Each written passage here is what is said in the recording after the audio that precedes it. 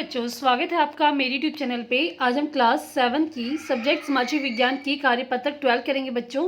Date है आपकी इस कार्यपत्र की 1 सितंबर 2021। कार्यपत्र को स्टार्ट करने से पहले आप सब बच्चे प्लीज़ मेरे चैनल ऋषभ कंप्यूटर क्लासेस को जरूर सब्सक्राइब कर दे बच्चों। और अगर आपको वीडियो पसंद आए तो प्लीज़ लास्ट में बच्चों वीडियो को लाइक करना ना भूलें। तो देखते हैं आज की वर्कशीट। तो यहाँ पे आपको कुछ फोटो दी गई है, तो देखते हैं फोटो किस किस की है। तो फर्स्ट बच्चों कुव्वत अल इस्लाम यानी कि जामा मस्जिद की फोटो है। नेक्स्ट है बच्चों आपकी बेगमपुरी मस्जिद है। नेक्स्ट है आपकी मोट मस्जिद, ठीक है। नेक्स्ट है आपकी जमाली कमाली मस्जिद, ठीक है। तो ये मस्जिद की फोटो दी गई है। आगे देखते इसमें हमें क्या करना है। उपरोक्त चित्र में दी गई मस्जिदों के निर्माण काल व उससे जुड़ी अन्य जानकारी अपनी पाठ्य पुस्तक की सहायता से एकत्रित कीजिए। तो यहाँ पे जो आपको मस्जिद दी गई इसमें आप ये सभी की सभी आपकी पुस्तक में होंगी, तो वहाँ से देखकर आपको इन मस्जिद के बारे में कुछ जानकारी अपनी कॉपी में लिखनी है। तो कुछ मैंने लिखी है तो आप वो भी लिख सकते हैं। देखते हैं इसका आंसर हम।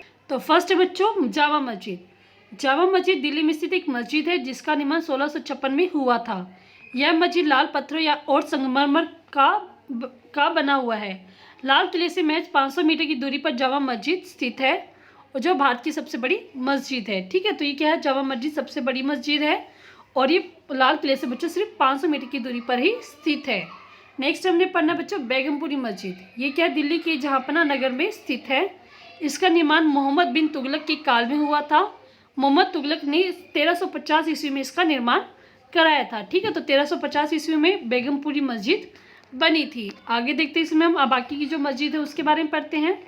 तो नेक्स्ट बच्चों हमारे पास मोट की मस्जिद, ठीक है, और जमाली कमाली मस्जिद। तो पहले हम करेंगे मोट की मस्जिद।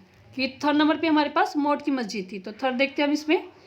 मोट की मस्जिद या मस्जिद मोट जिसका वस्तुतः अर्थ दाल मस्जिद है। इसे 1505 में वजीर मियाँ भोया ने बनवाया था जो सुल्तान सिकंदर लोदी के शासनकाल में प्रधानमंत्री थे। तो मोट की मस्जिद बच्चों 1505 में बनी थी और इसे सिकंदर लोदी के शासनकाल में बनाया गया था।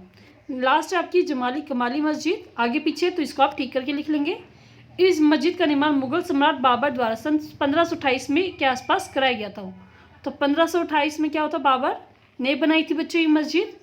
हजरत जमाली यही रहते तो अल्लाह की इबादत करते थे, ठीक है। तो जो जमाली थे वो यहीं रहते थे, इसी कारण इसका शायद नाम जमाली कमाली रखा गया है। सन 1536 में मौलाना जमाली की मृत्यु के बाद उन्हें इसी मस्जिद में के आंगन में दफनाया गया था और जब 1536 में इनकी मृत्यु हो गई थी तो उनको इसी मस्जिद में दफना दिया गया था। आगे देखते इस वर्कशीट को हम। तो आगे इसमें हमारे पास दिल्ली के आरंभिक सुल्तान विशेषकर इल्तुतमिश सामंतों और जमींदारों के स्थान पर अपने विशेष गुलामों को सूबेदार नियुक्त करना अधिक पसंद करते थे, ठीक है। तो वो क्या करते थे, अपने जो गुलाम थे उसको वो सूबेदार नियुक्त करते थे। इन गुलामों को फारसी में बंदगाह कहा जाता था और इन्हें सैनिक सेवा के लिए खरीदा जाता था, ठीक है। तो गुलामों को जो उनके गुलाम थे जो सूबेदार बनते थे उसको फारसी में बंदगाह कहते थे और इनको सैनिक की सेवा करने के लिए ही रखा जाता था। खलजी और तुगलक शासक बंदगाह का इस्तेमाल करते रहे और साथ ही अपने आश्रित निम्न वर्ग के लोगों को भी ऊंचे राजनीतिक पद पर बिठाते रहे, ठीक है। तो वो क्या थे, निम्न वर्ग के लोगों को वो धीरे धीरे राजनीतिक पदों पर बिठाते गए। ऐसे लोगों को सेनापति और सूबेदार जैसे पद दिए जाते थे, ठीक है। समझ में आ रहा है कि उनको कैसे पद दिए जाते थे बच्चों, सेनापति और सूबेदार जैसे पद दिए जाते थे।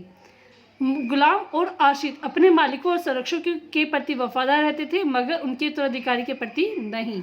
तो जो गुलाम थे बच्चों और जो आश्रित थे वो क्या थे, राजा जो उस टाइम के उसके प्रति तो वफादार रहते थे, लेकिन जो उनके बच्चे होते थे जो उनके उत्तराधिकार होते थे उसके प्रति वो वफादार नहीं रहते थे।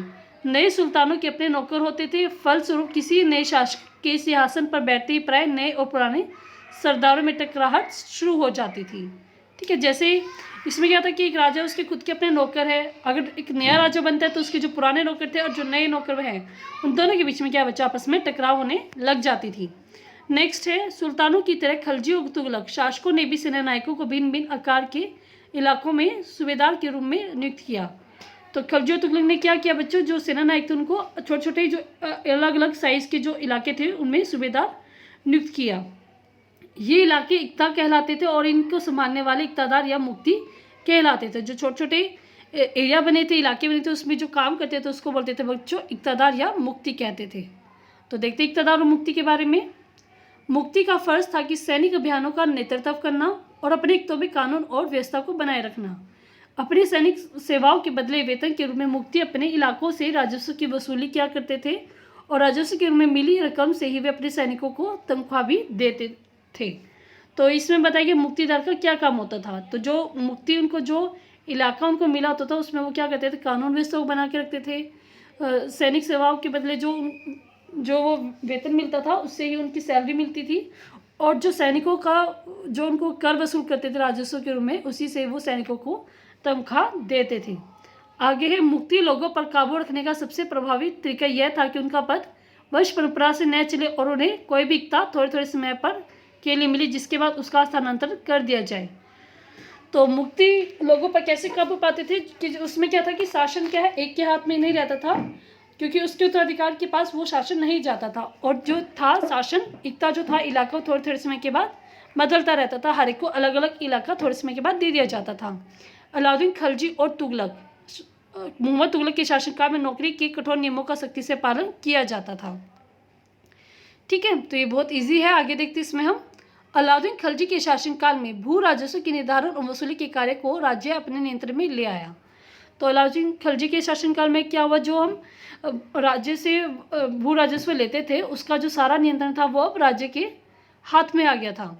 स्थानीय सामंतों से कर लगाने का अधिकार छीन लिया गया था और जो स्थानीय सामंत थे वो क्या करते थे, अब वो कर नहीं ले सकते थे और उन्हें भी कर देने के लिए बाध्य किया गया, बल्कि उन्हें खुद कर देना पड़ता था।